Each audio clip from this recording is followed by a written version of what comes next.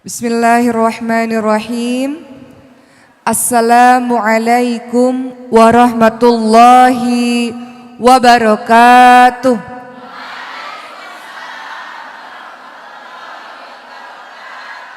Alhamdulillahi rabbil alamin. Wabihi nasta'in ala umurid dunya waddin. Wassalatu wassalamu ala ashrafil anbiya wal mursalin wa ala alihi wa sahbihi ajma'in, amma ba'du. Rabbi shrah li sadri wa yassir li amri wahlul 'uqdatam min lisani yafqahu qawli. Ya Allah, lapangkanlah dadaku, mudahkanlah urusanku, dan lepaskanlah kekakuan dari lidahku supaya mereka mengerti perkataanku. Apa kabar ibu-ibu sekalian? Dari subuh di sini? Masya Allah, luar biasa. Seminggu sekali ke sini ya? Masya Allah, berkah masjidnya, Masya Allah, ramai. Tadi saya datang sampai ke basement ramai, Masya Allah. Untuk teman-teman yang di basement, ngelihat saya di TV aja ya. Ya, Masya Allah, bahkan ada bapak-bapak pengantar dengan setia para istrinya. Saya lihat juga tadi di depan, Masya Allah, Alhamdulillah. Terima kasih ibu-ibu semua sudah hadir di tempat ini. Mudah-mudahan apa yang saya sampaikan bermanfaat untuk kita semua dan kita amalkan dalam kehidupan sehari-hari.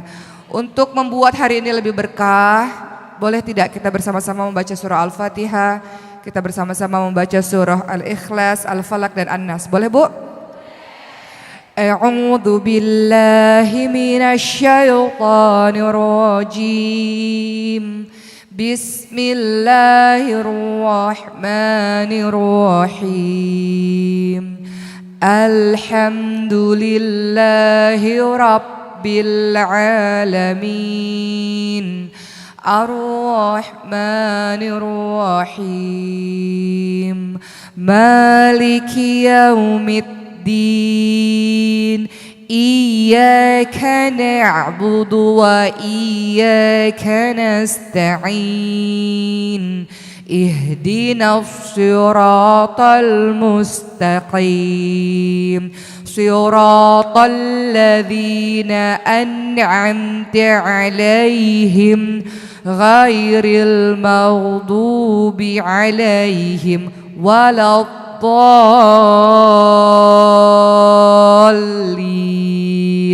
Amin. Bismillahirrahmanirrahim. Qul huwallahu ahad. Allahus samad. Lam yalid wa lam yulad wa lam yakul lahu kufuwan ahad. Bismillahirrahmanirrahim. Qul a'udzu birabbil falaq min syarri ma khalaq wa min syarri ghasiqin idza waqab wa min syarri naffatsati fil 'uqad wa min syarri hasidin idza hasad. Bismillahirrahmanirrahim. Qul a'udzu birabbin nas, malikin nas, ilahin nas, min syarril waswasil khannas, alladzi yuwaswisu fi sudurin nas, minal jinnati wan nas.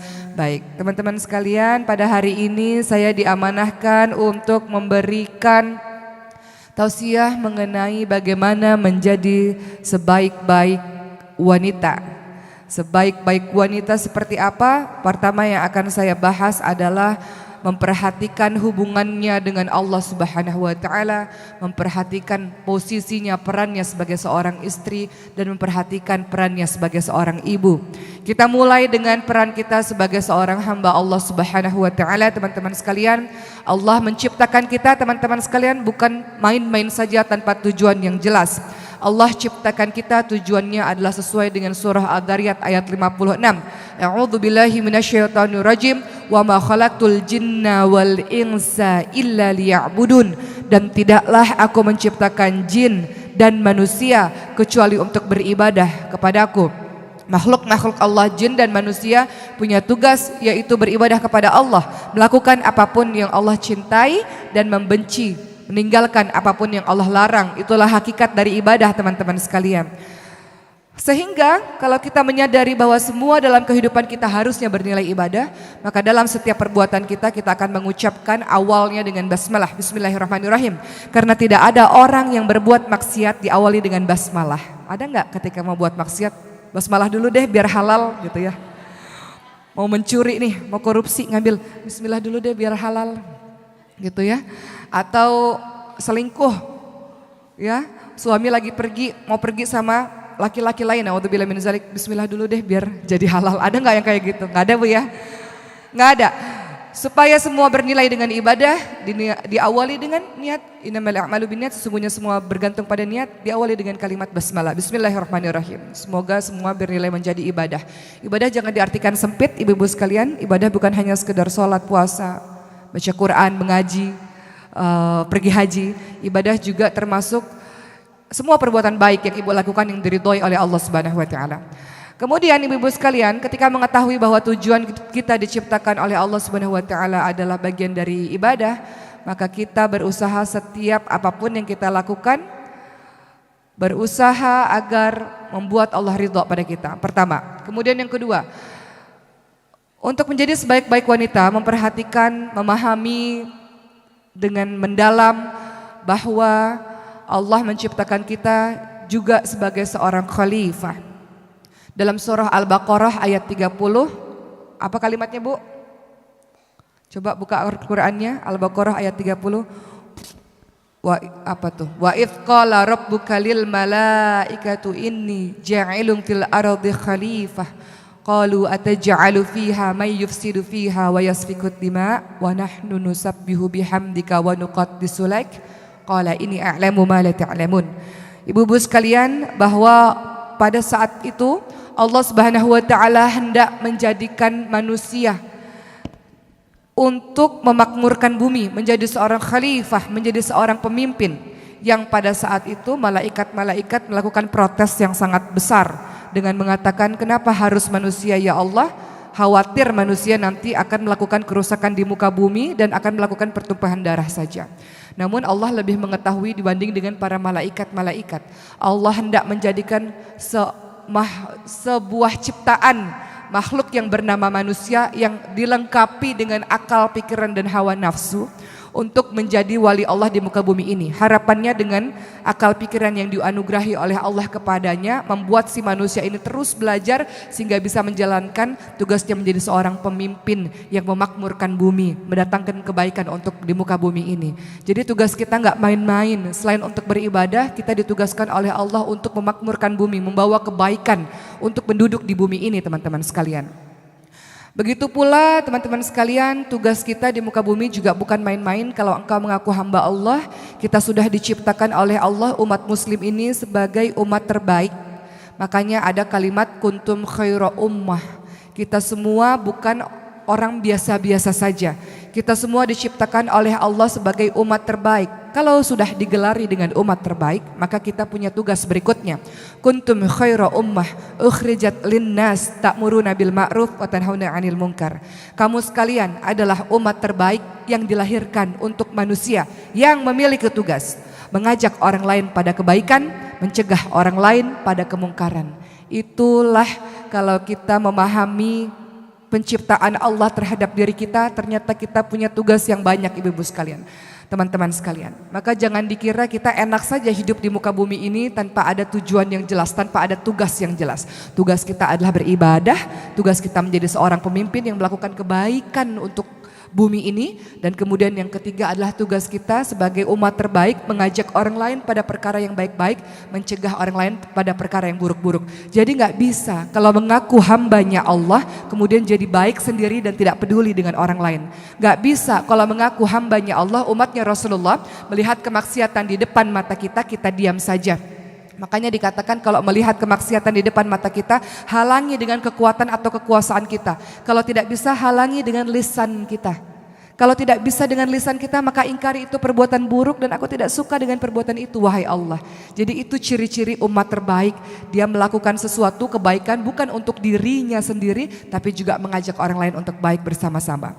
Hari ini yang mau saya tekankan adalah untuk menjadi wanita terbaik, selain memperhatikan kedudukan kita di hadapan Allah, juga adalah peran kita sebagai seorang istri dan seorang ibu. Menjadi seorang istri, inilah yang akan saya tekankan pada hari ini. Teman-teman sekalian, kita sudah paham dan masyhur hadis ini, bahwa para perempuan mudah sekali masuk surga seperti jalan tol dengan kriteria-kriteria yang diberikan oleh Rasulullah SAW. Kalau laki-laki mau masuk surga dari 8 pintu surga, dia harus termasuk dari golongan nabi, nggak mungkin. Dia termasuk dari golongan orang-orang syuhada, juga nggak mungkin. Masalahnya susah, harus mati syahid di jalan Allah Subhanahu wa taala, lillah, karena Allah. Laki-laki juga kalau ingin masuk surga dari pintu mana saja yang mereka senangi, atau masuk pintu-pintu surga dari pintu-pintu tertentu, golongan yang ketiga adalah dia harus menjadi orang-orang yang siddiq, orang-orang yang jujur. Menjadi orang yang siddiq itu tidak mudah. Pernahkah seumur hidup kita jujur dan tidak pernah bohong? Akan sangat sulit. Nabi memiliki atau memberikan gelar kepada para sahabatnya yang jujur. Namun dari semua sahabat hanya satu yang diberikan gelar as-siddiq, yaitu Abu Bakar as-Siddiq radhiyallahu anhu. Kemudian untuk bisa masuk pintu surga, kalau laki-laki harus dari kalangan orang-orang yang salih. Ini juga butuh perjuangan. Namun perempuan menyenangkan, teman-teman sekalian. Perempuan kalau ingin menjadi wanita terbaik di dunia maupun di akhirat, masuk pintu surga dari mana-mana saja, Rasul ingatkan hanya dari beberapa hal saja. Pertama adalah engkau melakukan sholat 5 waktu, sholat wajib. Allah tidak sebutkan, Rasul tidak sebutkan sholat-sholat sunnah. Engkau melakukan sholat wajib 5 waktu. Kemudian kedua, engkau melakukan puasa di bulan suci Ramadan. Ketiga, engkau taat kepada suamimu dan engkau menjaga kesucian dirimu. Kalau engkau menjaga 4 hal ini, silahkan masuk surga dari pintu mana saja yang engkau senangi. Pintu surga ada berapa, Bu? Ada 8. Ada pintu surga orang yang sholat, pintu surga orang yang suka berpuasa aroyan, pintu surga orang haji, pintu surga orang yang mudah memaafkan orang lain, menahan amarah dan sebagainya. Hanya dengan 4 hal ini saja jalan tol kita bisa masuk surga, teman-teman sekalian. Susah apa? Mudah, Bu? Mudah apa susah, Bu?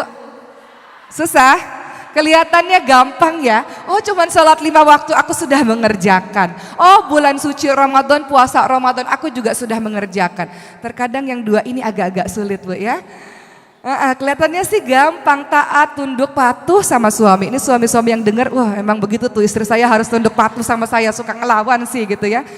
Kata Rasulullah, tunduk, patuh, taat sama suami selama suami tidak menyuruh kita pada perkara kemungkaran yang dibenci oleh Allah. Taat pada suami. Suami katakan, mah rambut jangan pendek-pendek dong mah, panjangin mah. Aduh panas, itu hal kecil, Bu. Taat, patuh. Suaminya bilang, mah aku tuh suka kamu rambutnya warna coklat-coklat gitu loh mah. Apaan sih, Pak? Udah tua juga macem-macem deh. Tunduk, patuh, denger, taat, udah gitu aja. Perkara-perkara sekecil itu taat saja, Bu. Kemudian dengan begitu insya Allah kita bisa masuk pintu surga. Termasuk juga dengan menjaga kesucian diri. Makanya di dalam surah An-Nisa ayat 34, saya bacakan yang lengkapnya dari awal. Nanti termasuk ada kriteria-kriteria wanita yang salihah. Dalam surah An-Nisa ayat 34 bunyinya apa, Bu? A'udzubillahi minasyaitonirrajim. Ar-rijalu qawwamuna 'alan nisa'i bima faddalallahu ba'dahum 'ala ba'di wa bima anfaqu min amwalihim. Laki-laki disebut qawwam, pemimpin, karena dia memiliki kekuatan memang lebih dibanding dengan wanita. Kekuatan dalam bidang apa? Bidang fisik misalnya lebih kuat. Kekuatan dalam bidang ibadah, kita ada liburnya, mereka tidak ada liburnya. Syariat dibebankan lebih berat kepada mereka, mereka beribadah sepanjang masa sementara kita memiliki libur. Dan kemudian yang kedua, fassolihatu qanitatun hafidhatul lil ghaibi bima hafidhallah. An-Nisa 34 menjelaskan perempuan-perempuan yang solihah adalah perempuan-perempuan yang taat. Taat pada siapa, Bu? Taat pada Allah dan taat pada suami. Suami bilang di rumah, ya padahal aku pengen keluar, tetap harus di rumah, Bu. Gak boleh sekolah, lanjutin sekolah nggak boleh di rumah, tetap harus di rumah. Nggak boleh kerja, ya harus di rumah. Apapun yang suami ucapkan, ya memang kita harus mengikuti perintah suami selama tidak melanggar kemaksiatan. Berikutnya, dan menjaga diri ketika suami tidak ada. Menjaga diri, menjaga kehormatan diri, menjaga kesucian diri. Ini adalah ciri dari wanita-wanita yang salihah. Susah tidak, Bu? Menjaga diri, menjaga kehormatan diri ketika suami tidak ada. Setia ketika suami ada, ya memang harus. Tapi setia ketika suami pergi berbulan-bulan lamanya, itu yang hebat, yang bisa dilakukan oleh wanita-wanita yang solehah saja. Kemudian ibu-ibu sekalian, untuk menjadi wanita solehah, selain tadi syaratnya adalah tadi ya sholat 5 waktu, kemudian bulan suci Ramadan kita berpuasa, taat pada suami dan menjaga diri ketika suami tidak ada. Berikutnya yang kedua yang harus ibu lakukan adalah sabar. Susah nggak sabar, Bu? Surah An-Nisa ayat 19. Ada adik udah ngerti perkara suami istri. Kencang jawabannya. Sabar. Surah An-Nisa ayat 19. Apa bunyinya? Fa in karihtumuhunna fa asa an takrahu syai'a wa yaj'alallahu fihi khairan katsira. Teman-teman sekalian, ayat ini memang ditujukan kepada seorang laki-laki apabila menghadapi istrinya yang aneh-aneh, disuruh untuk sabar, tapi juga berkenaan dengan para wanita. Terkadang Allah uji kita bukan dengan yang lain-lain, Bu. Terkadang Allah uji kita dengan rumah tangga kita sendiri atau bahkan orang terdekat kita yaitu suami kita sendiri. Mungkin ujian-ujian lain bisa diatasi, tapi terkadang suami ini kok ngeselin gitu ya. Atau terkadang bapak yang sedang menonton di luar sana, kok istri saya kok ngeselin gitu. Maka bagaimana yang harus dilakukan adalah sabar. Sabar. Bisa jadi ketika engkau tidak menyukai sesuatu ada kebaikan yang banyak pada dirinya. Makanya Rasul ingatkan wanita-wanita banyak yang menghuni nerakanya Allah. Kenapa? Ketika suaminya berbuat salah satu saja, yang diingat itu terus. Pak, gak ada kebaikan sama sekali di dirimu, Pak. Ya Allah, gara-gara nilai setitik hancur susu sebelanga, Bu. Ya, suami kebaikannya banyak sekali. Namun gara-gara salah satu aja itu yang diungkit-ungkit. Kalau lagi berantem itu yang diungkit-ungkit. Seakan-akan semua kebaikan hilang sudah. Papa tahu nggak sini lagi berantem ya? Masa lalu papa tuh begitu tuh, aku nggak bisa lupa seumur hidupku. Ya Allah, Bu, kebaikannya banyak, Bu. Yang diingat yang itu terus. Seakan-akan nggak pernah mendengar kebaikan-kebaikan suami. Maka disuruh sabar. Mungkin saja ada satu yang salah di situ, tapi kebaikannya sangat banyak. Makanya kalau lagi kesel, lagi sebel, lagi benci sama suami, ibu-ibu sekalian, banyak ingat yang baik-baiknya. Insya Allah kebaikannya lebih banyak daripada keburukannya. Toh suami kita bukan Fir'aun. Asiyah saja yang suaminya Fir'aun bisa sabar. Suami kita bukan Fir'aun, Bu. Insya Allah ketika ibu mendoakan dengan sungguh-sungguh, insya Allah ketika ibu sabar dalam menghadapinya dengan kelemah lembutan, masa iya sih batu yang keras ditetesi air gak pecah. Hati yang keras ditetesi dengan kelemah lembutan, insya Allah akan lunak juga. Makanya menghadapi laki-laki dengan sabar. Jangan menghadapi laki-laki dengan cara laki-laki. Ibu bisa kalah, Bu. Ibu banting pintu, suami bisa robohin pintu, Bu. Ya. Ibu pecahin satu piring, suami bisa hancurin satu isi dapur. Ibu bisa mukul sekali, suami bisa berkali-kali menghancurkan dinding misalnya. Jadi jangan menghadapi laki-laki dengan cara laki-laki. Fitrahnya wanita itu kelemah lembutan. Menghadapi dengan apa? Dengan air mata. Saya nangis, suami saya ngorok, gimana dong? Gitu ya.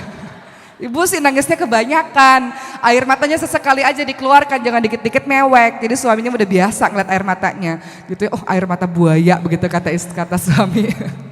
Ya, artinya apa? Artinya menghadapi suami yang kita tidak suka perangainya dengan cara wanita, dengan kelemah lembutan wanita. Percayalah, suami itu kan memang pemimpin ya. Di mana-mana pemimpin itu nggak suka, Bu, kalau kita lebih tinggi atau kita lebih superior dibanding dengan sang suami. Memang fitrahnya beliau adalah pemimpin, fitrahnya kita adalah seorang makmun. Jadi hadapi dengan cara-cara kelemah lembutan seorang wanita. Makanya diperlukan seni bagaimana cara untuk menghadapi seorang laki-laki. Suami yang memang kita greget gitu ya, kok nggak pernah sholat di masjid. Apakah kita menasihati langsung didengar begitu saja? Enggak. Mungkin konten yang kita nasihati betul, tapi terkadang cara penyampaian kita mungkin membuat suami tersinggung misalnya. Maka dengan cara apa? Seorang perempuan dianugerahi oleh Allah sifat lemah lembut, bermanja-manjalah dengannya. Ayah, abi, papa, ganteng banget deh hari ini, lebih ganteng lagi kalau ke masjid, ya Allah gitu ya. Apalah Bu, rayu-rayu, kita ini boleh kok bohong Bu. Islam ini boleh bohong dalam 3 hal. Pertama adalah bohong dalam strategi perang. Gak mungkin orang lagi perang ngasih tahu strategi perang itu bisa kalah Bu.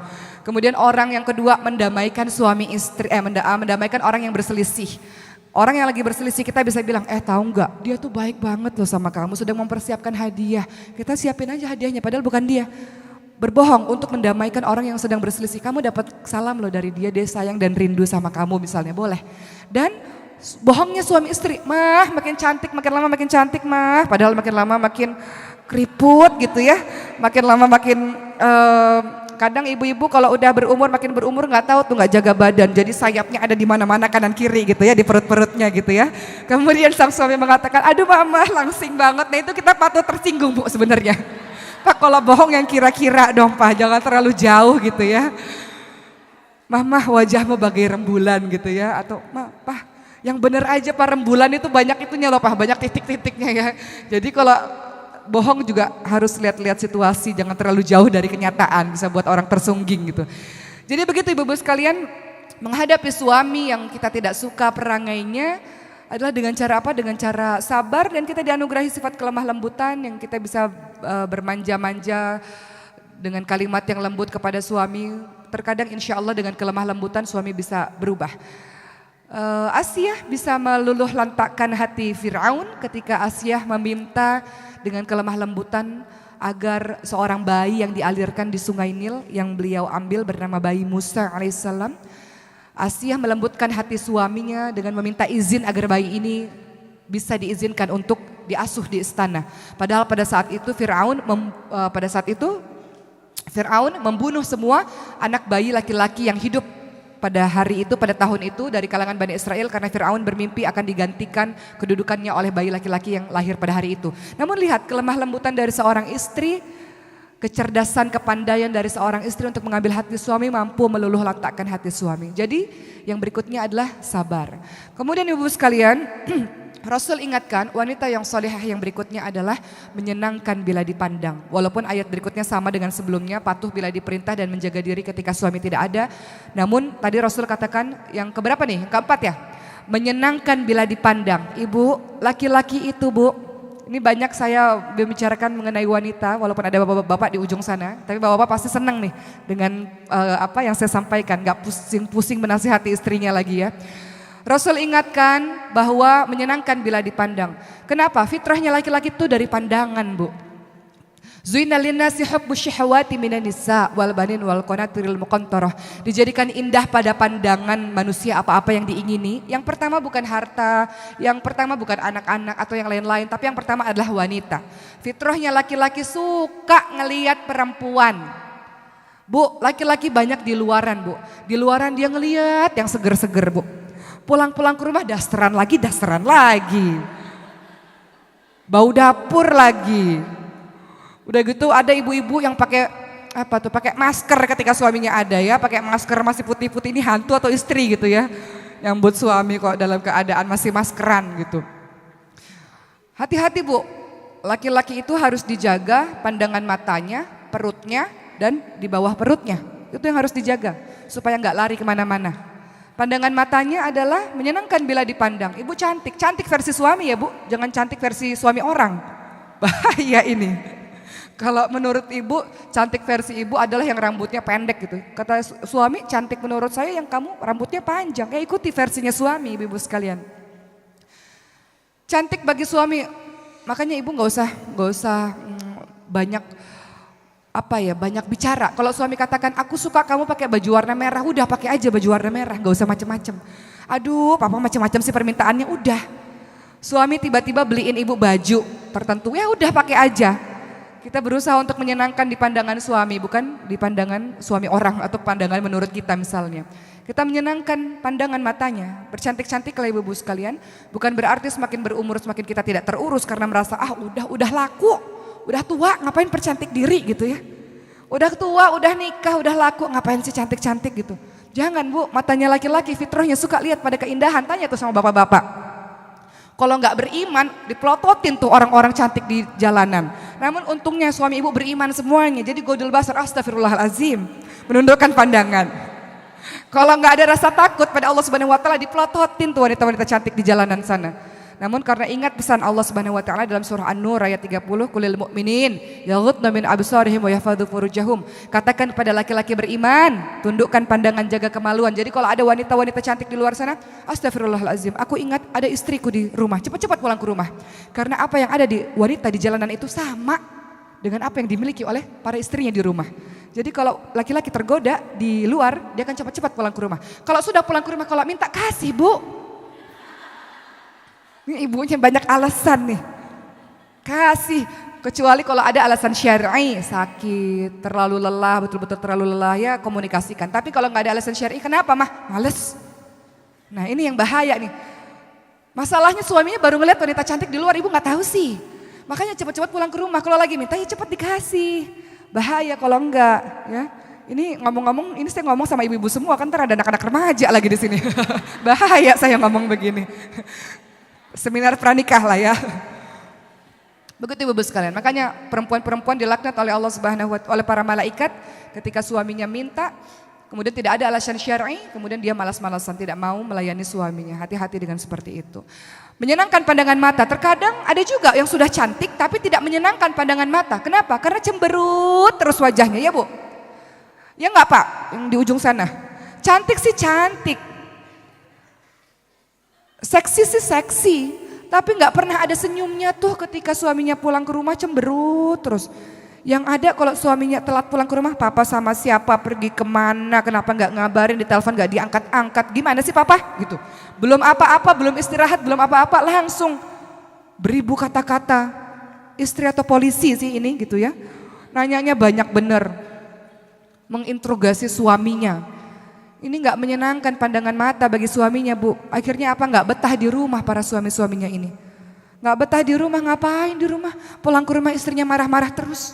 Ngapain di rumah? Pulang ke rumah istrinya bawel terus. Semuanya menjadi tidak menenteramkan hatinya. Padahal di luaran dia sibuk bekerja dan sangat capek, sangat lelah. Tiba-tiba pulang ke rumah, istri bukan menjadi qurrata a'yun, bukan menjadi penyejuk mata, penyejuk hati bagi suaminya. Melainkan bikin hati panas. Nggak betah suaminya, pergi lagi keluar. Hati-hati, di luar banyak lagi berkeliaran wanita-wanita yang lebih cantik daripada ibu, Bu. Makanya jangan kegeeran. Ini suami udah pulang ke rumah, udah untung suami pulang ke rumah Bu ya, alhamdulillah. Kemudian kita nggak layani dengan baik, nggak betah, keluar lagi dia di rumah. Di luar itu banyak godaan yang sangat dahsyat. Fitrahnya laki-laki suka sama yang indah-indah, yaitu perempuan. Jadi hati-hati. Jadi menyenangkan pandangan suami dengan apa? Dengan tampilan yang baik, dengan tubuh yang wangi. Ini suami pulang ke rumah masih bau ketek, cepet mandi Bu, ya cepet mandi. Tahu suami pulang jam 7 malam misalnya, cepet mandi, udah berhias. Saya pernah punya teman yang bercerita, ibu saya itu hebat sekali loh Mbak Oki. Kenapa? Setiap hari padahal nggak keluar rumah loh, di rumah.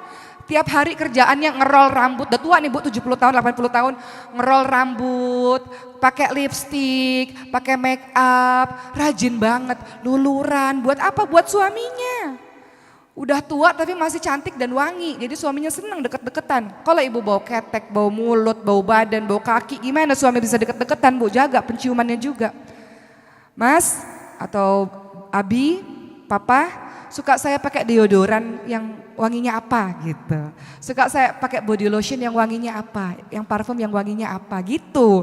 Kalau kata suaminya terserah, mama lebih tahu, ya udah eksperimen dengan wangi-wangian. Senang tuh suami Bu insya Allah ya.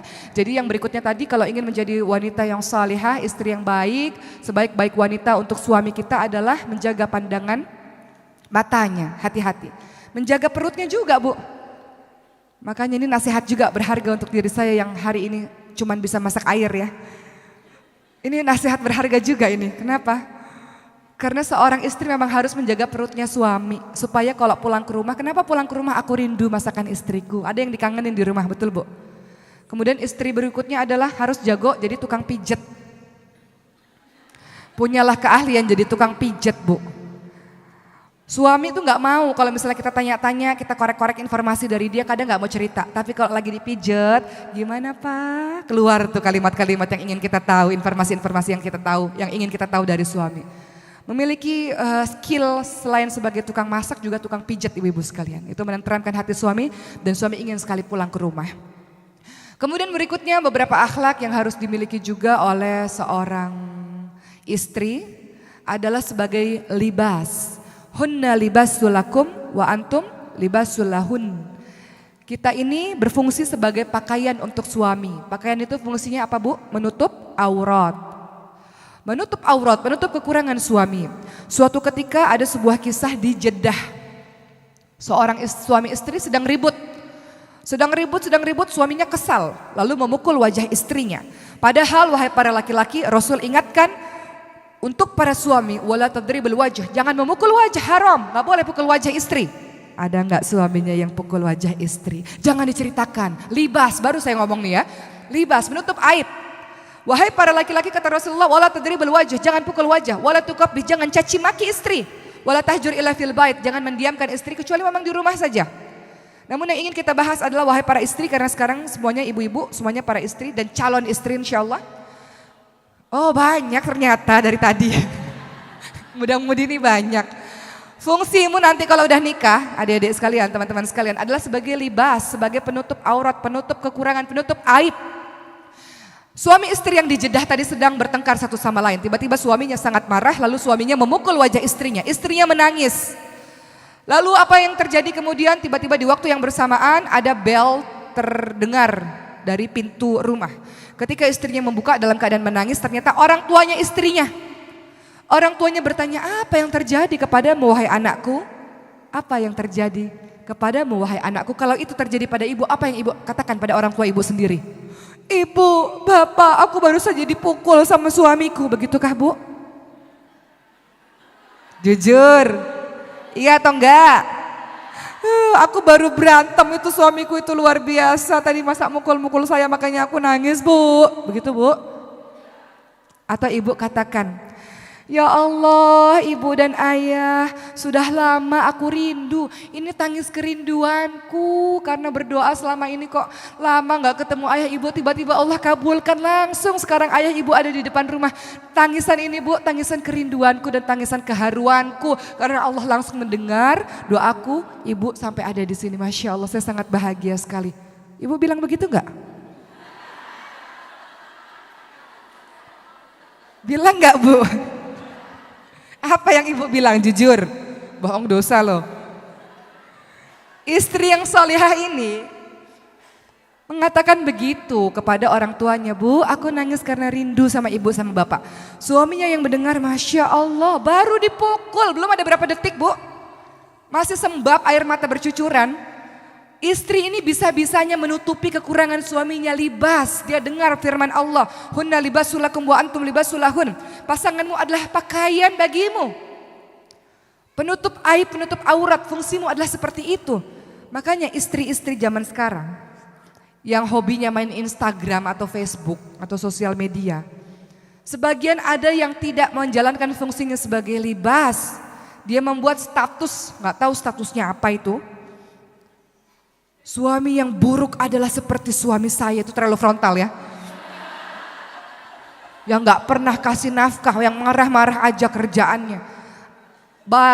Dari frontal sampai yang kode-kode juga ada itu, sama aja itu dosanya. Ya, ngasih kode-kode. Alangkah indahnya kalau memiliki suami yang perhatian terhadap istrinya dan sebagainya, titik-titik-titik gitu ya. Minta perhatian dari orang lain buat apa? Orang akan berasumsi, wah rumah tanggamu lagi berantakan nih. Orang berasumsi macam-macam. Jadi zaman sekarang ini buka aib caranya banyak ibu-ibu sekalian. Salah satunya dengan sosial media. Engkau membuka aib suamimu, engkau sedang membuka aib dirimu sendiri sesungguhnya. Makanya think before posting, berpikir sebelum kita memposting segala sesuatu. Apa tujuanmu sesungguhnya? Kasih kode-kode buat suami supaya suami sadar. Untuk apa? Kita bisa bicara langsung kepada suami kan? Atau kita bisa minta orang yang bijak untuk menasihati suami kan? Gak harus dengan cara sosial media yang satu dunia itu bisa tahu, Bu. Sekali kita posting itu jejak digitalnya gak akan pernah dihapus, itu masih ada terus seumur hidup. Kita sudah membuka aib dari suami. Makanya di zamannya Nabi Ismail alaihissalam, Nabi Ibrahim apa yang dilakukan oleh beliau? Nabi Ibrahim datang ke rumahnya anaknya Nabi Ismail sedang pergi. Istrinya Nabi Ismail gak tahu kalau itu ayahnya suaminya, kalau itu mertuanya, kalau itu Nabi Ibrahim. Maka ketika Nabi Ibrahim bertanya, bagaimana keadaan suamimu? Istrinya ini mengatakan, hidup kami susah. Suami saya itu kurang ajar sekali, kehidupan kami buruk, kehidupan kami gak bahagia. Maka apa kata Nabi Ibrahim alaihissalam? Katakan kepada Ismail suamimu, kalau suamimu sudah pulang ke rumah, cepat-cepat ganti pagar pintu rumahmu. Cepat-cepat ganti pagarnya, gak boleh dipertahankan. Maka ketika Nabi Ismail pulang, maka Nabi Ismail paham ketika istrinya mengatakan tadi ada bapak tua yang datang ke rumah. Kata bapak tua itu ganti pintu, ganti pagar. Sadarlah Nabi Ismail, perempuan ini harus cepat-cepat diganti. Ganti. Perempuan yang gak bisa menjadi libas, gak bisa jadi pakaian, yang membuka aib suaminya, yang mulutnya sumpah serapah gak bisa dijaga, suka menggunjing suaminya sendiri, ganti. Begitu pesan Nabi Ibrahim alaihissalam, ceraikan istri yang seperti ini. Begitu kata Nabi Ibrahim alaihissalam. Akhirnya diceraikan, maka digantilah dengan istri yang baru. Kemudian Nabi Ibrahim datang lagi, istri yang baru ini mengatakan, alhamdulillah keluarga kami baik-baik saja. Alhamdulillah keluarga kami cukup. Alhamdulillah keluarga kami dilindungi oleh Allah Subhanahu wa taala. Maka Nabi Ibrahim alaihissalam mengatakan, katakan pada suamimu, pertahankan pintu rumahnya, pertahankan pagar rumahnya. Dengan begitu Nabi Ismail paham, istri yang menjaga lisan dengan baik, gak suka buka-buka aib suami adalah istri solihah yang harus dipertahankan. Tapi kan kadang suka curhat untuk menenangkan hati, menenteramkan hati, begitu ya Bu ya. Kalau enggak tuh gimana ya, rasanya tuh numpuk di sini. Aku mau cerita masalah rumah tanggaku, janji ya jangan kasih tahu siapa-siapa. Ini si orang ini nih datang lagi ke arisan satu lagi, tahu enggak masalah rumah tangga si fulanah, tapi janji jangan kasih tahu siapa-siapa ya. Dari sini lari ke majelis taklim yang ini. Tahu enggak, tapi janji jangan kasih tahu siapa-siapa ya. Akhirnya tersebar Bu, masalah rumah tangga yang harusnya diketahui oleh diri kita dan suami saja. Akibat apa? Akibat lisan yang gak dijaga. Makanya Rasul ingatkan, man kana yu'minu billah wal yaumil akhir falyakul khairan aw liyasmut. Barang siapa yang beriman kepada Allah dan hari akhir, hendaklah dia berkata-kata yang baik. Walaupun tiap rumah tangga ada masalah, benar gak Bu? Apalagi ibu yang sudah berpuluh-puluh tahun menjalankan rumah tangga, udah gak tahu lagi deh tuh bagaimana permasalahan rumah tangga.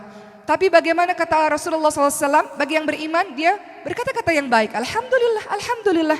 Walaupun dalam hati, ya Allah. Tapi keluarnya di hadapan orang, Alhamdulillah, Allah jaga insya Allah, mohon doanya. Kemudian kalau tidak bisa berkata baik, dia diam. Itulah akhlak yang terbaik dari mulut seorang wanita. Libas sebagai pakaian, dia menjaga aib suaminya, dia menjaga kekurangan suaminya. Adapun kalau ingin curhat, curhat kepada orang yang bijak. Jangan curhat kepada mantan pacar ibu-ibu sekalian. Aduh, udah ada masalah malah bikin tambah masalah.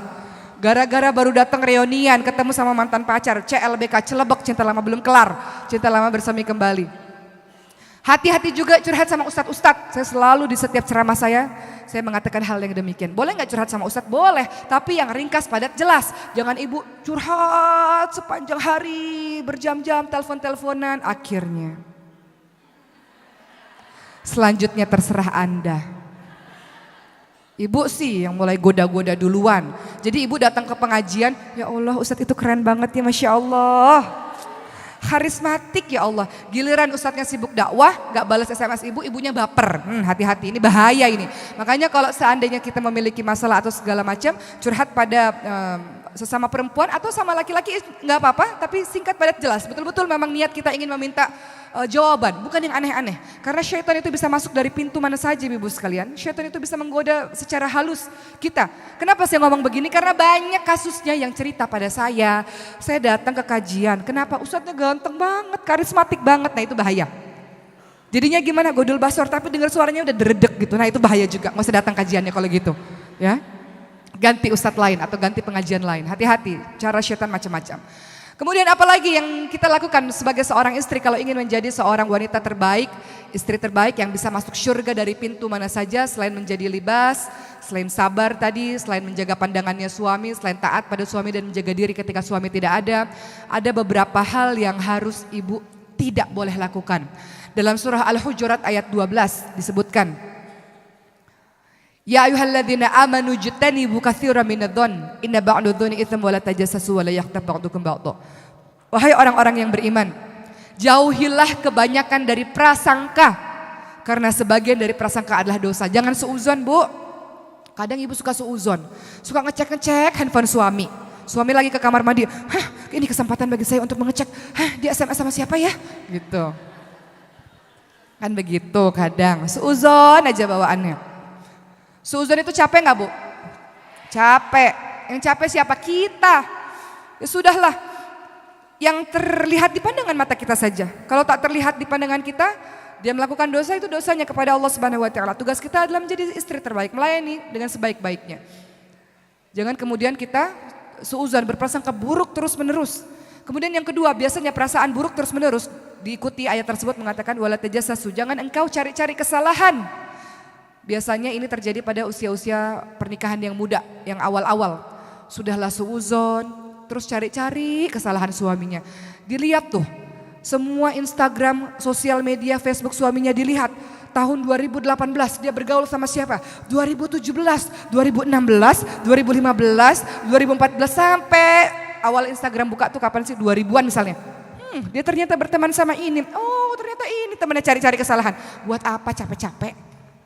Itu sosial media dicek-cek terus menerus, DM dicek-cek terus menerus, sama siapa. Aduh, kita cari-cari kesalahannya sudahlah. Kalau di pandangan mata kita baik, insya Allah kita mendengar semua perkara yang baik-baik, insya Allah ya sudah. Kenapa kita sibuk untuk cari-cari kesalahan suami kita? Kecuali jelas ada buktinya, beda. Kecuali jelas ada buktinya, kita lihat dengan mata kepala kita sendiri, buktinya memang sudah betul-betul nyata, itu lain hal. Tapi kalau masih prasangka, masih sibuk-sibuk cari kesalahan, untuk apa?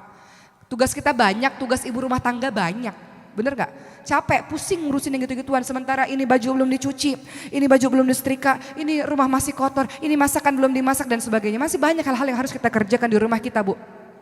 Kemudian yang ketiga, jangan wala tajassasu wa la yaghtab ba'dukum ba'dha. Al-Hujurat ayat 12 menyatakan jangan engkau menggunjing. Ini kembali kepada ayat sebagai libas tadi. Jangan engkau menggunjing. Ada ibu-ibu yang mulutnya memang gak bisa dijaga ini. Memang mulutnya memang suka curhat. Makanya yang paling baik adalah untuk perempuan banyak-banyak di rumah. Giliran udah ketemu sama banyak orang, boleh gak sih keluar rumah? Boleh, tapi jangan kebanyakan. Pah mau kajian? Boleh. Kajiannya kapan? Pagi, siang, sore, malam. Itu kebanyakan. Kajian sih boleh kajian, tapi kalau kajiannya udah kebanyakan bahaya ini. Arisan boleh, arisannya kapan? Pagi, siang, sore, malam. Minum obat apa arisan nih? Hati-hati, semakin banyak engkau keluar rumah, semakin punya kesempatan engkau untuk bergunjing. Kenapa? Perempuan ini memang dianugerahi oleh Allah ini banyak bicara dibanding laki-laki. Sehari ibu mengeluarkan 20.000 kalimat kata, laki-laki mengeluarkan sehari 7.000 kata. Makanya jangan heran ibu SMS panjang-panjang, suami cuma bilang oka, iye, bahkan iya aja nggak lengkap ya, iye gitu, atau sip, SIP, atau cuma tanda jempol gitu. Ibu SMS panjang-panjang jawabannya begitu, memang begitu fitrahnya. Jadi hati-hati, menggunjing salah satu yang membuat kita senang bergunjing kalau kita punya kesempatan berkumpul dengan berbagai macam orang setiap saat. Sehingga mudah kita untuk bergunjing teman-teman sekalian. Makanya dalam surah Al-Ahzab ayat 33 disebutkan waqarna fi buyutikunna, bahwa tempat terbaik bagi seorang wanita adalah di rumahnya sendiri. Di rumahnya sendiri. Jadi jadilah wanita-wanita yang betah di rumah. Boleh keluar rumah? Boleh dengan alasan yang syar'i, dengan izin dari suami. Namun ketika keluar rumah banyak mengandung dosa yang kau tinggalkan.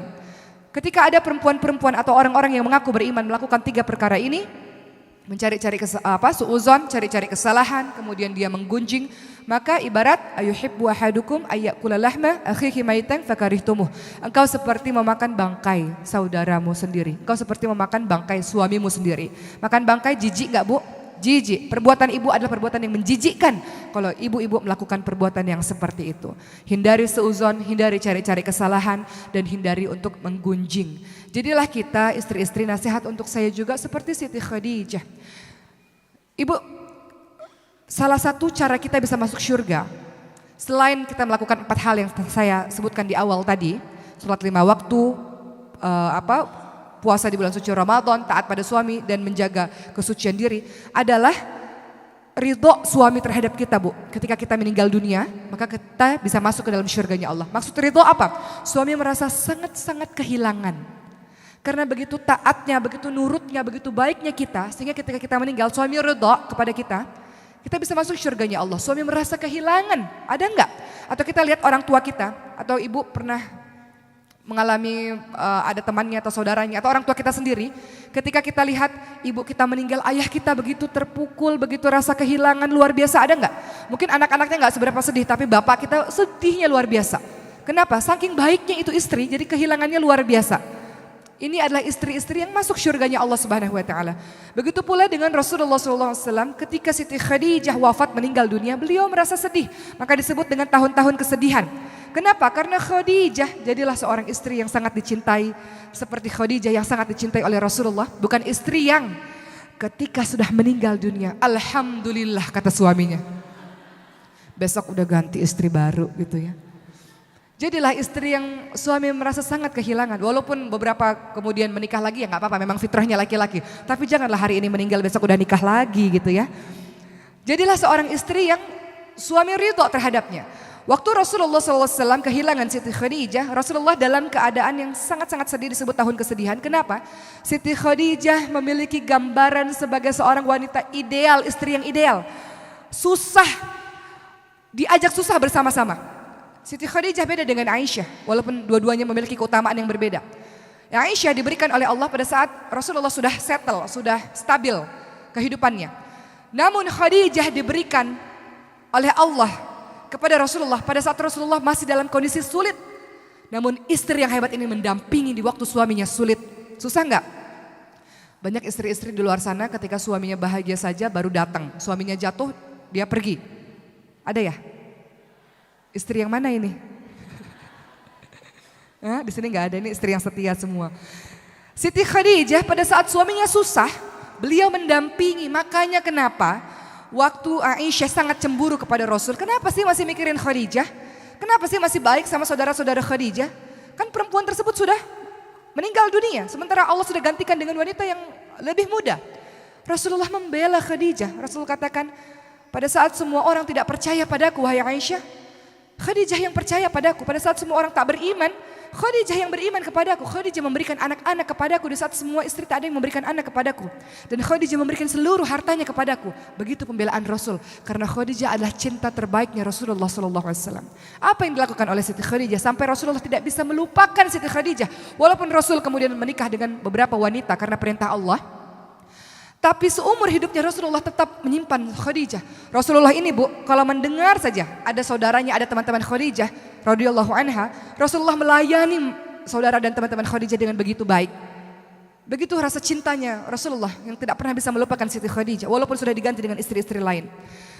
Siti Khadijah adalah seorang istri yang berharta, dinikahi oleh Rasulullah pada saat kondisinya sedang kaya raya. Namun menyerahkan seluruh hartanya di jalan dakwah. Khadijah adalah seorang istri yang ketika suaminya sulit, suaminya sedih, suaminya takut, Khadijah selalu ada di sisinya dan tidak pernah meninggalkan Rasulullah SAW.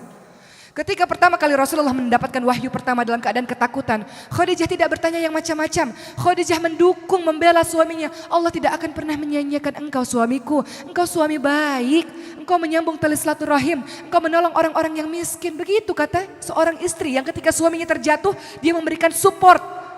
Siapa yang melakukan ini? Khadijah. Dan Khadijah memberikan solusi pada saat suaminya tidak tahu harus berbuat apa. Apa yang dilakukan Khadijah? Mempertemukan Rasulullah dengan Waraqah bin Naufal untuk mempertanyakan apa yang sesungguhnya terjadi pada Rasulullah. Mencari solusi, bukan menambah permasalahan, bukan menambah pusing urusan suami ketika suami sudah sibuk di luar misalnya. Siti Khadijah meringankan beban suami selain dengan hartanya, dengan kepandaiannya mencari solusi dari sebuah permasalahan.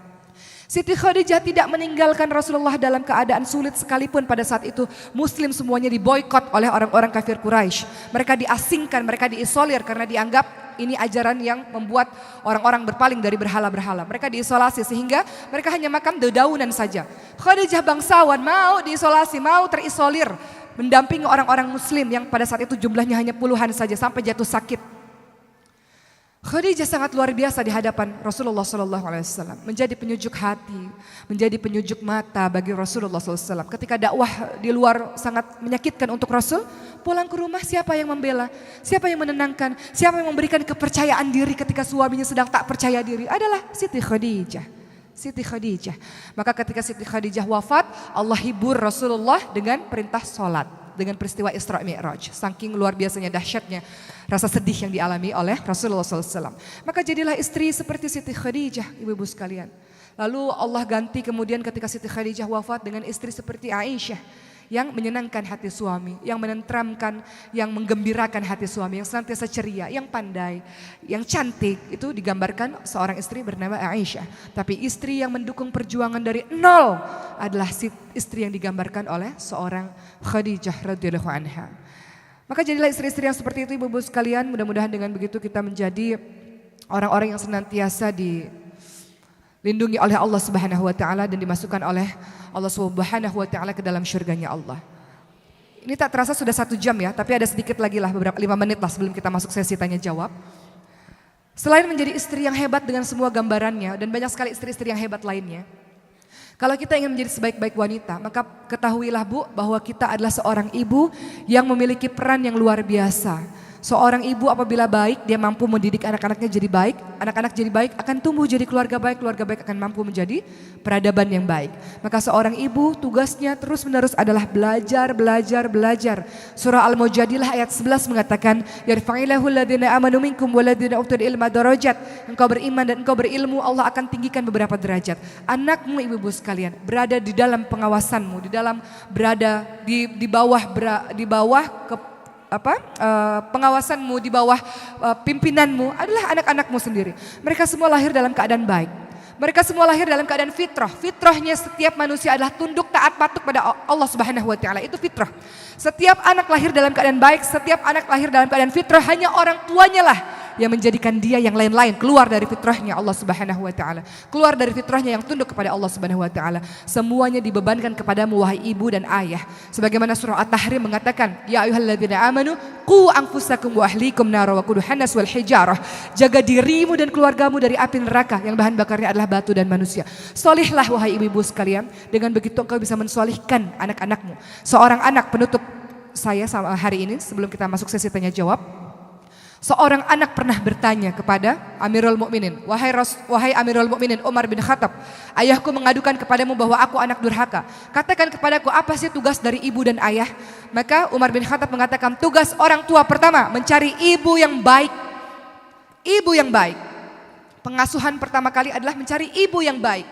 Kemudian yang kedua, beri nama yang baik. Kemudian yang ketiga, beri nama yang baik, beri nama Abdullah, Abdurrahman, atau Abdu yang ditambah dengan Asmaul Husna. Atau kasih nama-nama Nabi. Yusuf, jangan Ucup. Aisyah, jangan Iseh. Khadijah, jangan Ijah. Ibrahim, jangan Baim. Tadi Khadijah udah ya. Maryam, anak saya, jangan Mayam atau Iyam atau Ayam bahkan ya. Panggil dengan nama komplit. Kemudian kasih nama sifat-sifat yang baik. Nama adalah doa. Dan yang ketiga tugas orang tua adalah memberikan pendidikan agama, pendidikan Al-Quran yang baik. Kita ingin anak kita baca Quran, kita sendiri gak bisa baca Quran Bu. Malu. Dari sekarang yang harus dilakukan, jangan banyak dengar lagu yang tak berfaedah, banyak baca Quran, belajar tahsin, hafalin ayat-ayat suci Al-Quran, karena kedudukanmu di hari akhir nanti tergantung dari ayat mana yang kau baca, seberapa banyak ayat yang kau baca. Kata Allah, naik, bacalah dengan tartil, akhir kedudukanmu di surga tertinggi nanti sesuai dengan berapa banyak ayat yang engkau hafalkan semasa di dunia. Bukan seberapa banyak lagu-lagu yang engkau hafalkan di dunia. Di surga kita nggak konser Bu, di surga tergantung dengan ayat-ayat yang kita hafalkan di dunia.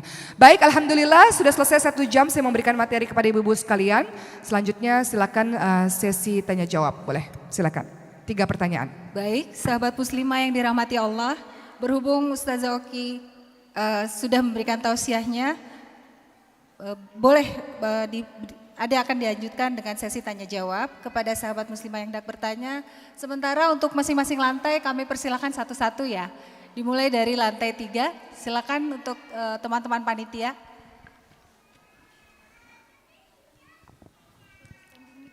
Langsung ke standing mic aja ya. Bagaimana di lantai 3, apa ada yang mau bertanya? Ada. Oke, sebentar.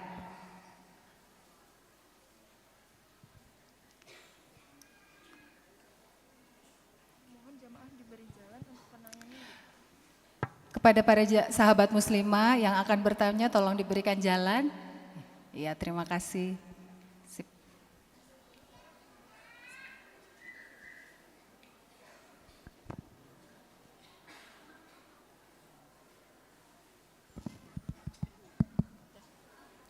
Ya, Assalamualaikum warahmatullahi wabarakatuh. Yang bertanya yang mana Mbak?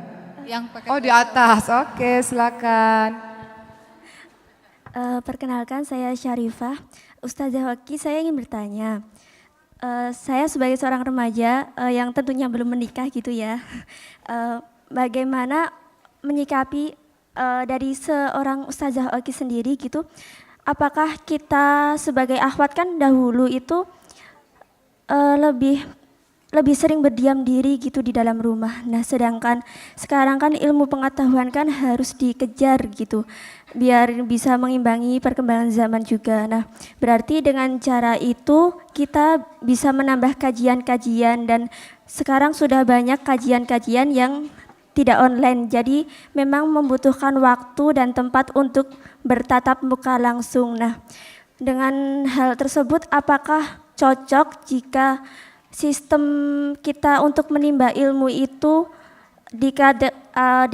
dapat dikatakan tidak sesuai dengan zaman Nabi dahulu begitu. Dan yang kedua, bagaimana cara kami untuk menjaga agar perasaan kami tidak mudah baper gitu. Dan Baper dengan apa nih, jatuh cinta ya? ya untuk menjaga kesucian begitu dan pandangan.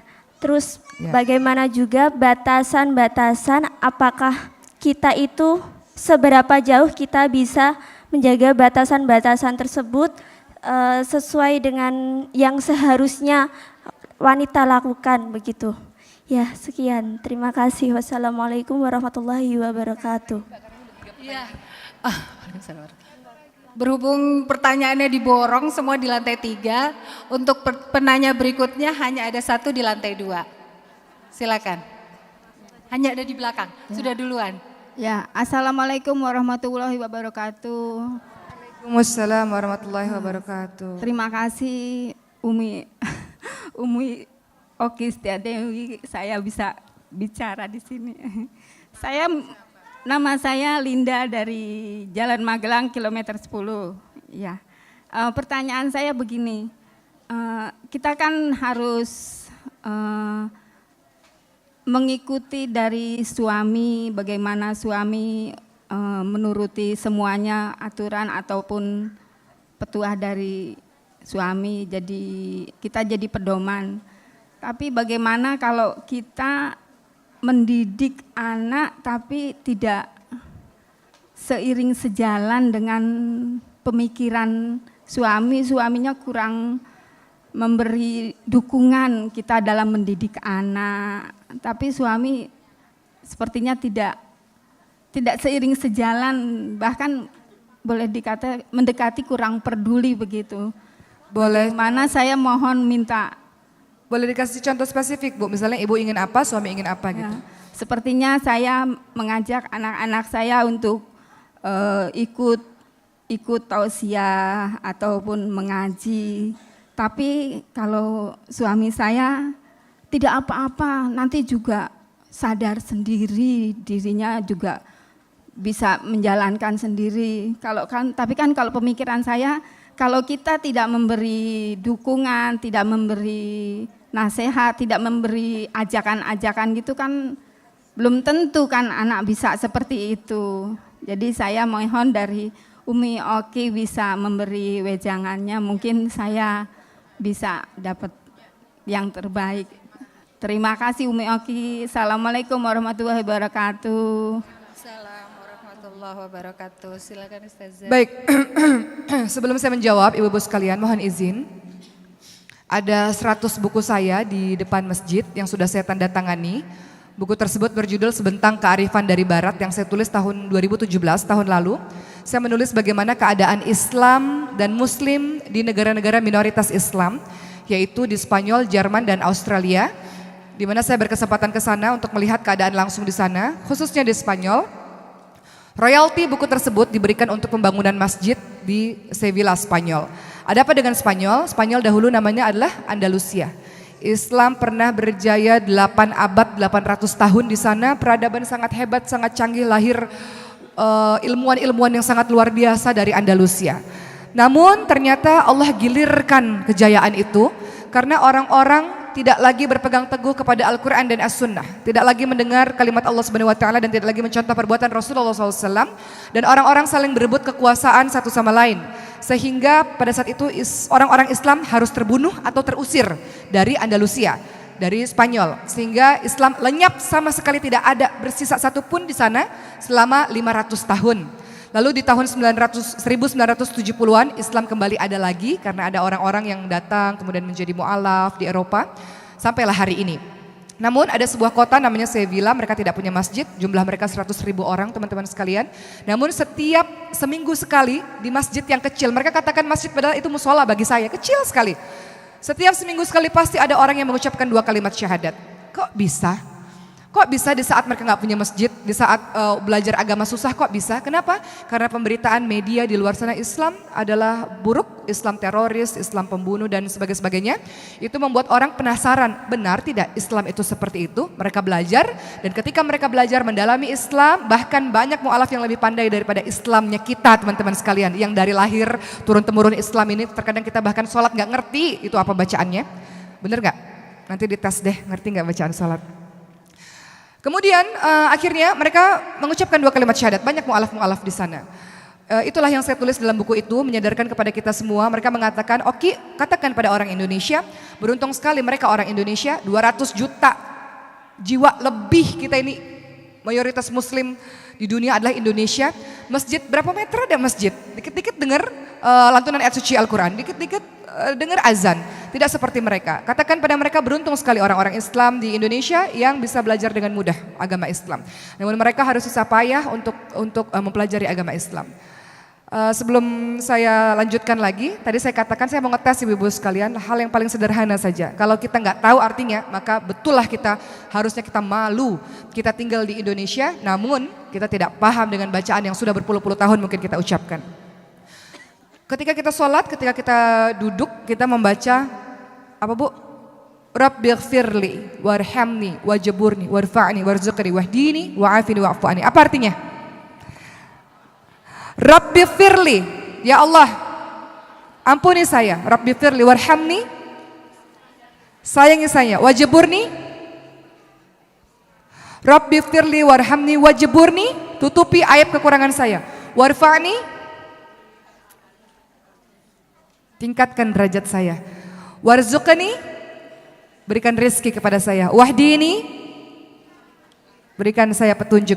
Wa'afini, berikan kesehatan. Wa'fu anni, maafkan saya. Apakah ada di antara kita yang bahkan bacaan ini saja kita tidak paham artinya?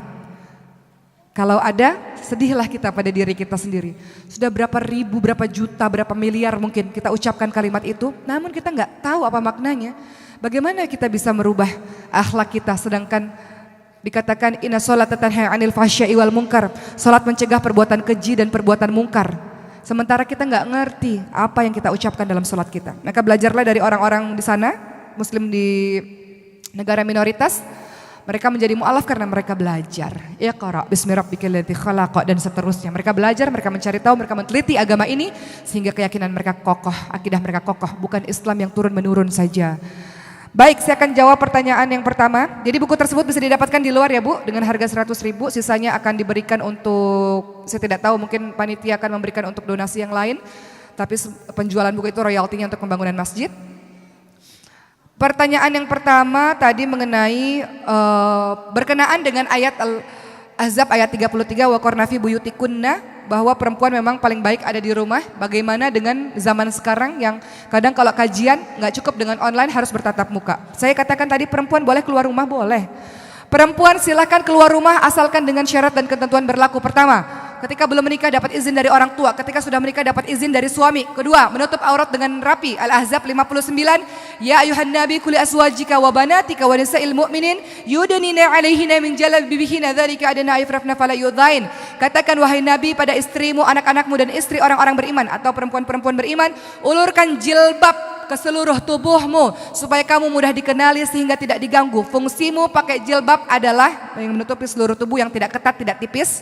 Karena khawatir kalau ketat tipis termasuk kategori berpakaian tapi telanjang. Kata Rasul, orang-orang yang berpakaian tapi telanjang tidak bisa cium bau syurga, apalagi masuk syurga. Oleh karena itu pakai penutup aurat dengan rapi untuk menjadi dirimu berwibawa, menjadi dirimu pelindung yang sangat luar biasa dengan hijab yang menutup auratmu dengan baik. Kemudian syarat yang ketiga adalah tidak khalwat, tidak berdua-duaan dan tidak ikhtilat, tidak campur baur dengan laki-laki. Coba pelajari surah Al-Qasas ayat, kemarin saya mengisi di Salatiga tentang ini. Penting sekali untuk kita tahu. Surah Al-Qasas ayat 25 kalimatnya adalah a'udzubillahi minasyaitonirrajim. Faja'athu ihdahuma tamshi 'ala istihya. Kemudian datanglah kepada Musa salah seorang dari kedua perempuan itu berjalan dengan malu-malu. Miliki akhlak pemalu. Engkau boleh keluar rumah tapi miliki akhlak pemalu. Jalanmu malu. Artinya adalah tidak menimbulkan fitnah bagi orang lain. Dan kemudian kalimat ini dilanjutkan dengan qalat inna abi yad'uka liyajziyaka ajra ma saqaita lana, dan seterusnya.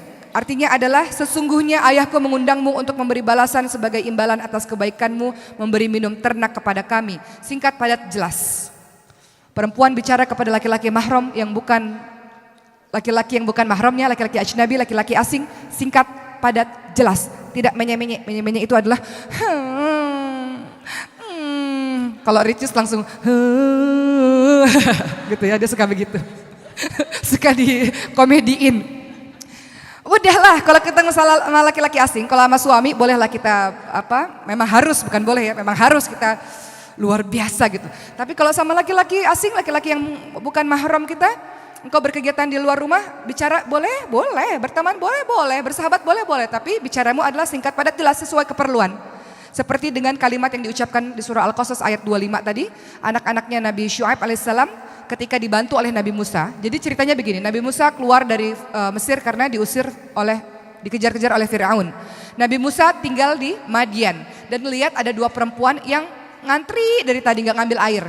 Karena orang-orang cowok-cowok, laki-laki lagi ngambil air di sumur untuk ternak mereka. Perempuan ini nggak mau ikhtilat, nggak mau campur baur dengan laki-laki. Maka Nabi Musa tolong perempuan tersebut. Maka tolong perempuan tersebut setelah ditolong mengatakan, wahai Musa, ayahku mengundangmu untuk datang ke rumah karena engkau telah berbuat baik. Lihat kalimatnya, kalimat yang singkat, padat, jelas dan seperlunya saja. Perempuan boleh keluar rumah asalkan memiliki akhlak pemalu, kemudian tidak khalwat dan tidak berdua-duaan. Dan kemudian tentu saja menghindari diri dari fitnah. Silakan saja engkau boleh keluar rumah dengan syarat seperti itu. Tapi tadi saya katakan frekuensinya adalah memang kita pergi keluar rumah dengan alasan yang syar'i. Jadi kita pergi keluar rumah untuk sebuah keperluan. Kalau sudah selesai keperluan itu cepat pulang ke rumah. Saat ini saya pergi di sini, apakah saya pergi begitu saja? Tidak. Ada Maryam. Ada suami yang senantiasa mendampingi dakwah ini. Sehingga pergi yang saya jalani ini adalah dengan mahram dan insya Allah lebih selamat lah insya Allah. Kemudian berikutnya, jadi boleh ya keluar rumah dengan alasan-alasan yang tadi. Perempuan boleh keluar rumah dengan syarat dan ketentuan berlaku. Begitu kata Ustadz Abdul Somad, syarat dan ketentuan berlaku. Bagaimana menjaga kesucian diri biar gak baper? Anak-anak muda sering dikasih ujian sama Allah jatuh cinta, betul nggak?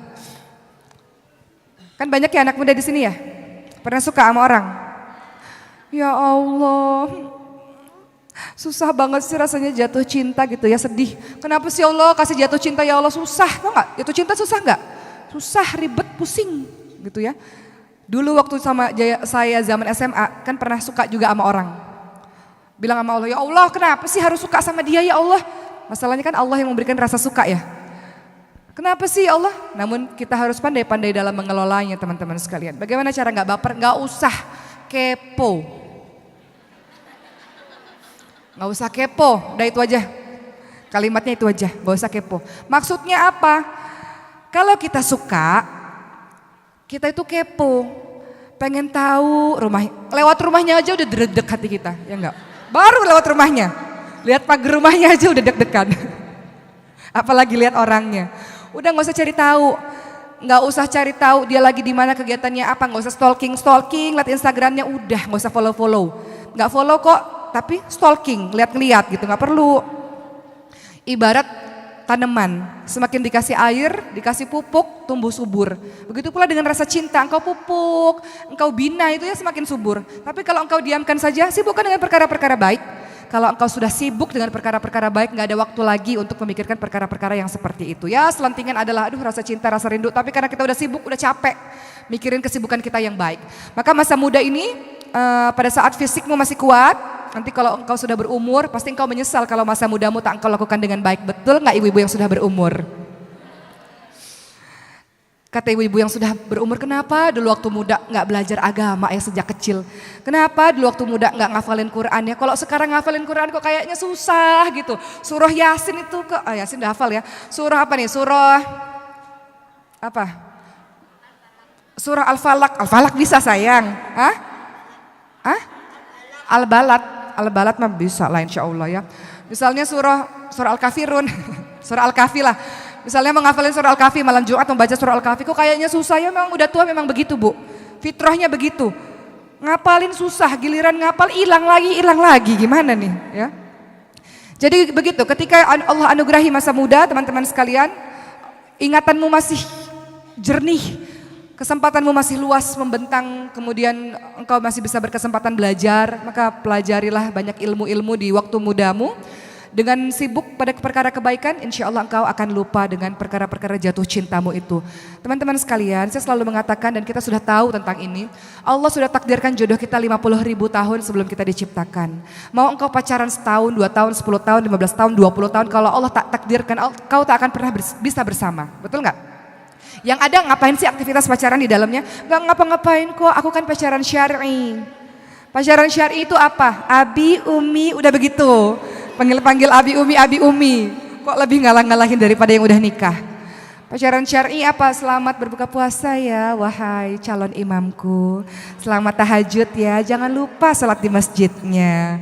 Lebih-lebih dari suami istri ngingetinnya. Ini kan dakwah begitu. Modus itu ya.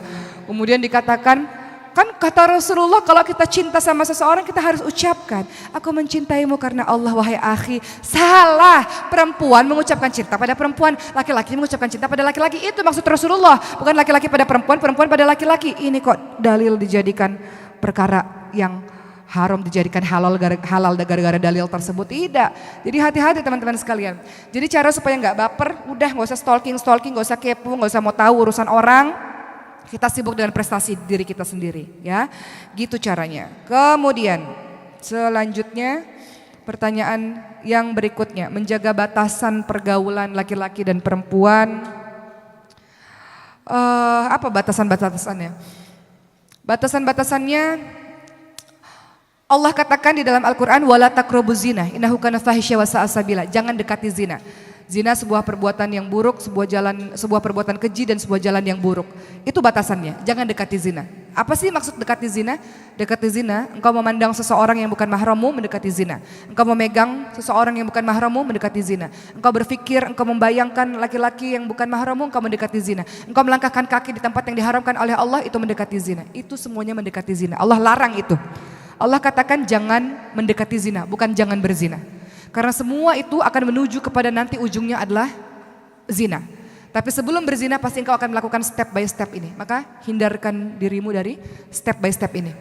Tutup semua aksesnya. Berteman, bergaul seperti biasa, sewajarnya saja, namun tidak lebih daripada itu teman-teman sekalian. Ketika engkau sibuk dengan prestasi, ketika engkau sibuk dengan belajar, engkau masih gadis, me time, waktumu untuk belajar banyak. Nanti kalau sudah berkeluarga, punya suami, punya anak, waktu kita terbagi teman-teman sekalian. Kita nggak punya keleluasaan belajar seperti ketika kita masih muda ini. Maka teman-teman yang masih muda, banyak-banyak belajar.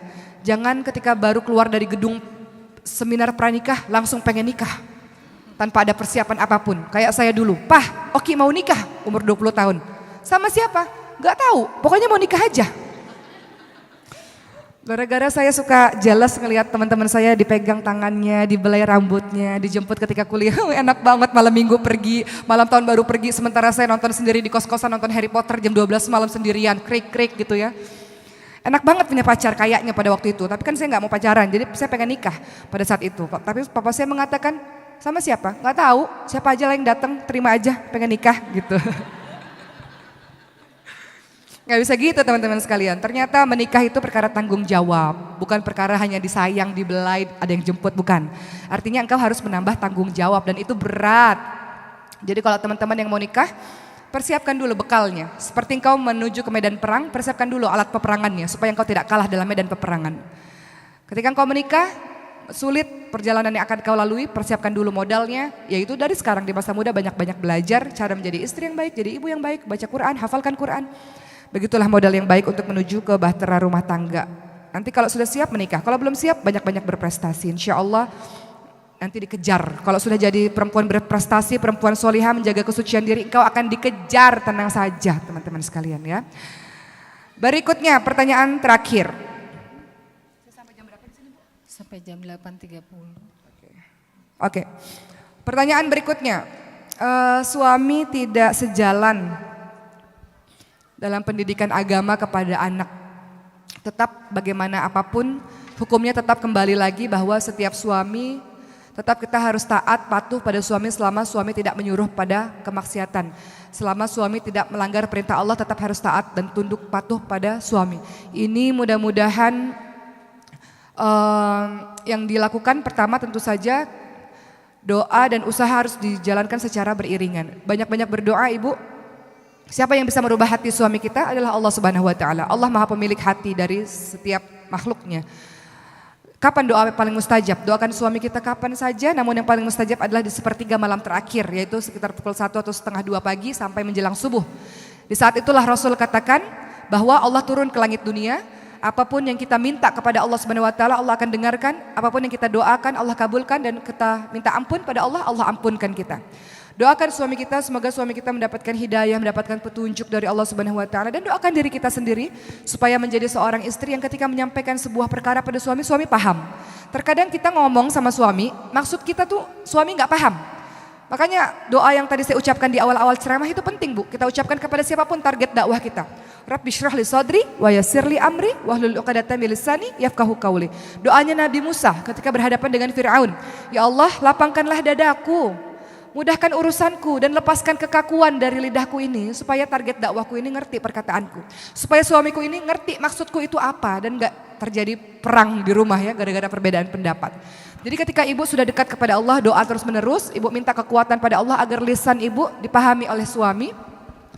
Dan kembali lagi kepada hukum asal bahwa berlemah lembutlah terhadap suami. Gak ada suami yang suka diajak berdebat oleh istrinya, apalagi dalam agama kita tidak diajarkan istri lebih tinggi suaranya daripada suami. Gak boleh istri tinggi suaranya daripada suami. Jadi dengan kelemah lembutan, dengan diskusi yang baik,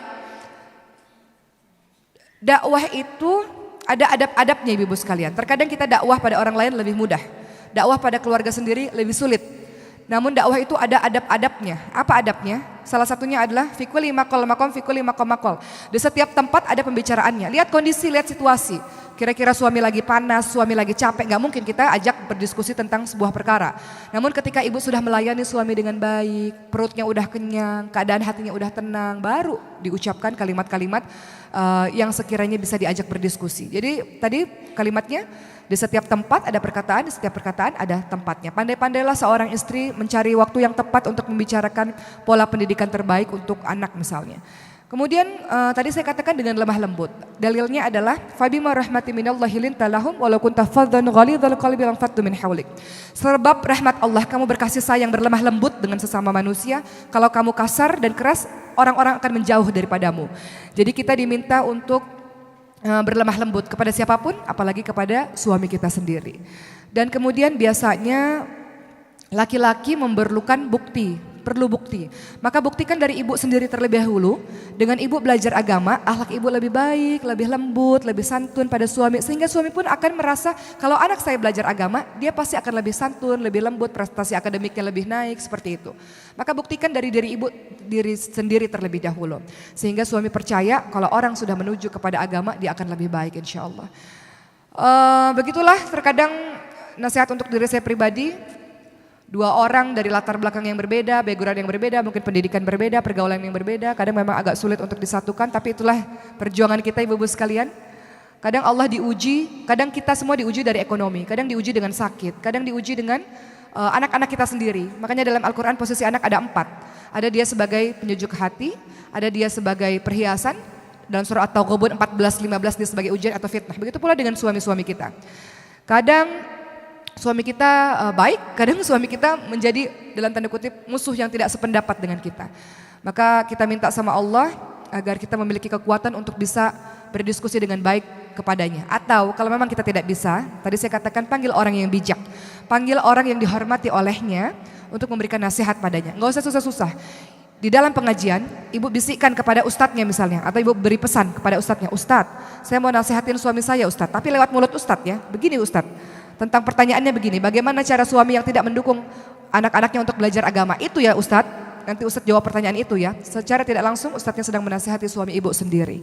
Jadi begitu ada banyak cara dalam berdakwah teman-teman sekalian, yang perlu dalam berdakwah adalah sabar. Nabi Nuh alaihissalam berdakwah 950 tahun.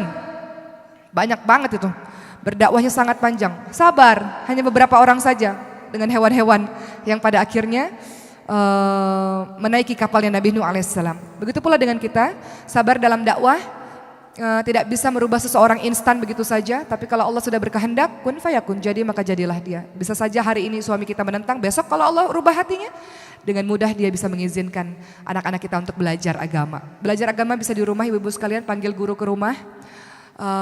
Ajak berdiskusi dengan anak-anak kita, insya Allah anak-anak kita menunjukkan akhlak yang baik, bapak pun akan senang. Begitu ya Bu, mohon maaf kalau ada beberapa jawaban yang kurang memuaskan, tapi saya berharap apa yang saya sampaikan pada hari ini bisa bermanfaat. Doakan saya, karena saya akan meneruskan perjalanan menuju ke Klaten. Jadi ini safari dakwah yang menuju ke daerah-daerah Jawa. Sebelum kita mengakhiri perjumpaan kita kali ini, alangkah baiknya kalau kita tutup dengan doa. Boleh kita berdoa bersama-sama? Kita tundukkan kepala kita Ibu dan kita angkat tangan kita. Astaghfirullahaladzim, astaghfirullahaladzim, astaghfirullahaladzim, astaghfirullahaladzim, astaghfirullahaladzim, astaghfirullahaladzim. A'udzu billahi minasyaitonir rajim. Bismillahirrahmanirrahim. Hamdan syakirin, hamdan na'imin, hamdan yuwafi ni'amahu wa yukafi'u mazidah. Ya Rabbana lakal hamdu kama yanbaghi li jalali wajhikal karimi wa 'azimi sultanik. Allahumma shalli ala sayyidina Muhammad wa ala alihi wa sahbihi ajma'in. Ya Allah, Engkau kumpulkan kami di tempat ini, ya Allah, kembali kami datang kepadamu, ya Allah, dalam keadaan penuh dosa, penuh khilaf, penuh salah, ya Allah. Ampunilah dosa-dosa kami yang sudah sangat banyak, ya Allah. Orang-orang menghormati kami, sayang pada kami karena Engkau telah menutupi dosa kami di mata manusia. Seandainya Engkau buka aib kami, tidak ada seorang pun yang mau berteman dengan kami, maka ampuni kami, ya Allah. Ampuni kebodohan kami, ampuni kejahiliahan kami, ampuni kelalaian kami, ya Allah. Ampuni kami yang tidak khusyuk, yang tidak sungguh-sungguh dalam beribadah kepadamu, ya Allah. Anugerahilah kami kesabaran dalam beribadah kepadamu, anugerahilah kami kesabaran dalam menuju ketaatan padamu, anugerahilah kami kesabaran dalam menghadapi ujian-ujian yang Kau berikan kepada kami, anugerahilah kami kesabaran dalam meninggalkan kemaksiatan, wahai Allah. Kami ingin menjadi istri yang baik dan ibu yang baik. Kami ingin menjadi seorang anak yang berbakti kepada kedua orang tua kami, ya Allah. Kami ingin menjadi saudara yang baik, ya Allah. Maka jagalah lisan kami, jaga pandangan mata kami, jaga pendengaran kami. Berikan cahaya pada lisan kami, berikan cahaya pada pendengaran kami, berikan cahaya pada pandangan mata kami, berikan cahaya pada hati kami, sehingga hati kami selalu berisi yang baik-baik saja, ya Allah. Bersihkan hati kami di antara semua penyakit-penyakit hati yang menggerogoti diri ini, ya Allah. Ya Allah, kami ingin jadi orang baik. Engkau yang maha membolak-balikkan hati, ya muqallibal qulub tsabbit qalbi ala dinik. Namun kami mohon padamu untuk menetapkan hati kami atas ketaatan padamu. Rabbana la tuzigh qulubana ba'da idh hadaitana wa hab lana min ladunka rahmah innaka antal wahhab. Jangan Engkau kembalikan kami pada kehidupan kami yang bodoh di masa lalu.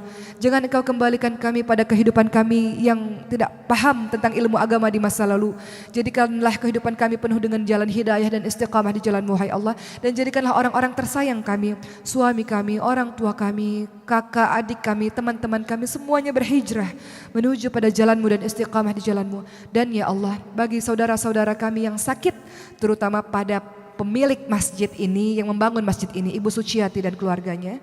Saat ini Ibu Suciati sedang sakit, berikan ya Allah kesembuhan, kesehatan kepada raganya ya Allah.